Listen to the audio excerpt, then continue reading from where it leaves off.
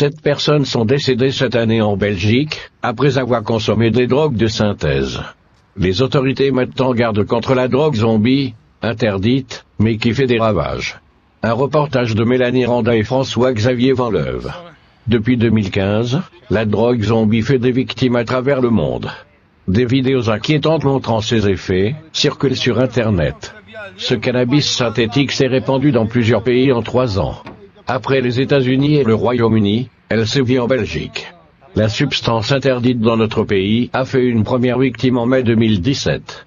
La personne a été hospitalisée. Depuis, le nombre ne fait que s'accroître. 7 Belges ont perdu la vie après avoir consommé des drogues de synthèse.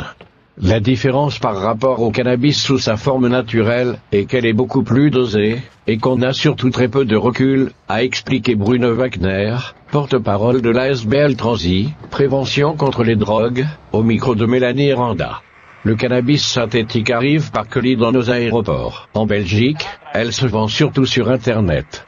Le produit de base vient très majoritairement de Chine, et les ingrédients qui le composent peuvent être variés et dosés, à l'infini pour avoir toujours un coup d'avance sur la loi et la réglementation. Le cannabis synthétique arrive par colis dans nos aéroports. Les drogues de synthèse n'ont pas d'odeur. Cela complique les contrôles. Il est très difficile à identifier par des chiens renifleurs. Le seul moyen qu'ont les douaniers pour identifier ce produit est de voir un colis suspect, car il aurait des timbres chinois, a ajouté le porte-parole de l'ASBL Transi. Leur effet peut entraîner la mort. Cette drogue peut ressembler à première vue à de la marijuana naturelle, mais elle est parfois addictive et mortelle, en raison de la forte concentration de produits destinés à imiter le tétrahydrocannabinol, THC, le principe actif qui fait planer. L'effet de ces produits chimiques sur les récepteurs cérébraux peut être 100 fois plus puissant que le THC, explique à l'AFP Marilyn Huesty, qui est chercheuse à l'Institut national américain sur l'abus des drogues. En Belgique, leur consommation reste toutefois marginale.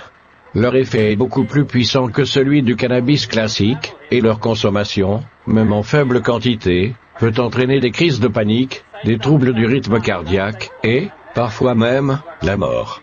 Les opiacés de synthèse en revanche, type fentanyl, ont déjà causé plusieurs décès cette année dans la région de Gand, a révélé le commissaire Bruno à la Libre Belgique au début du mois d'octobre.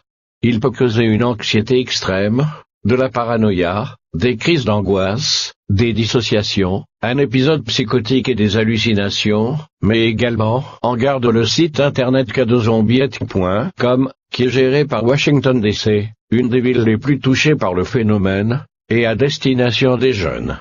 Ces comportements ont été surnommés « l'effet zombie », souligne le site.